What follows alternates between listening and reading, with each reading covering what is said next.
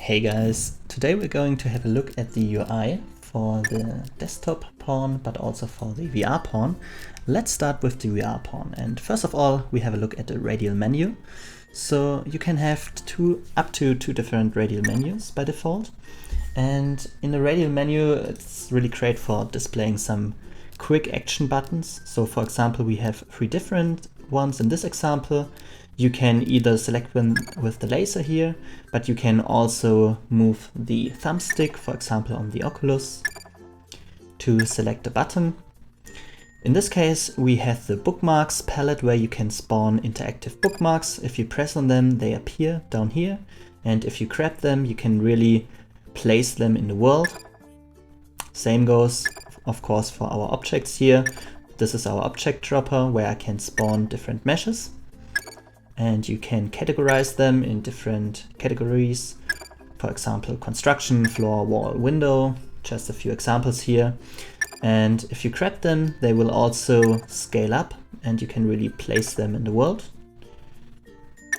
And the cool thing is, these are not just static actors, but fully interactive blueprints with all functionalities from the framework. You can also see this little picture here.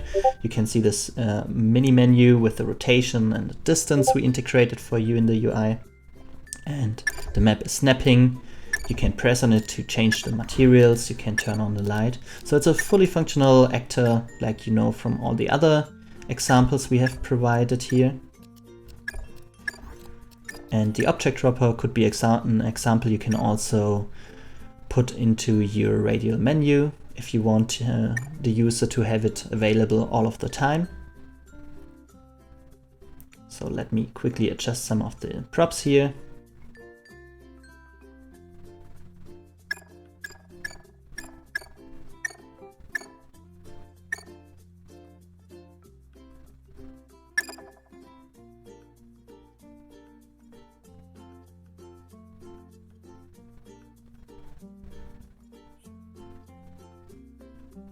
And let's continue with the next example. So here you can see a browser tree system. This is a really cool system if you need to display a lot of data. So you can really browse different browser files. We have one for a file system, one for a RPG kind of game, where you can really select different items. Here you could integrate some pictures. This one here is just an example of a menu. We have also integrated internalization, so you can switch between the languages, and you can see some of the buttons we have already prepared. So if you switch the language, they will also switch everywhere they are used. So for example here, now I switch to Spain. The next example is our web browser. So we're just using the Unreal default web browser for it. It's fully functional with the laser. And you can basically go into every map you want. And the last one is our action display, where you can select different action elements. This example here is for a skill tree. We also have a fully functional skill tree where you can skill different things, and some examples how you could integrate your own menus in there. So for example, for a character or a little inventory, something like this. This is really just to give you some inspiration on how to use this. And this one is really cool. This is the same display and you can open it up. It's on your smartwatch, very small. And if you press a button, you can make it bigger. It's fully interactive, so you can push the buttons with your hand or even with the laser. You can also grab it. And if you let go, it will snap back to the position floating above your watch. You can make it small again if you don't need it anymore. And you can also go in there and make it big. If you press the thumbstick to the front, it will make a big version out of it where you can interact with the laser or with the hands. So now you can really see all the information you need there. So this is a really cool feature, and I think not a lot of people are aware of this feature yet. So I would really like to see someone using this in action.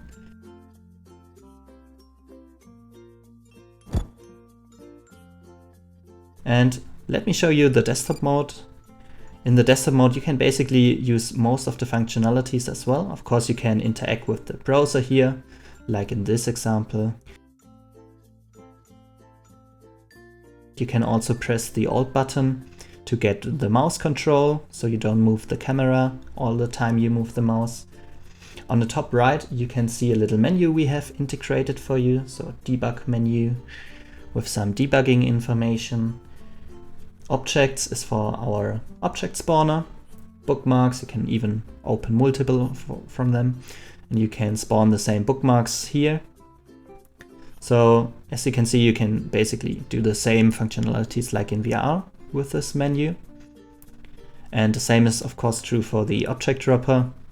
You can use the one on the wall there, but you can also use this one from the user interface. And this could be very useful if you have like an architectural visualization and you want to design the room.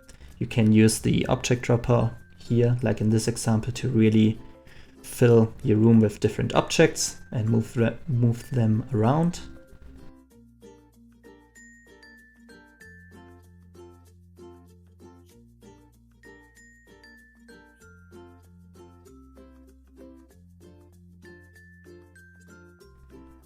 So, thank you very much for watching, and I'm going to see you in the next map.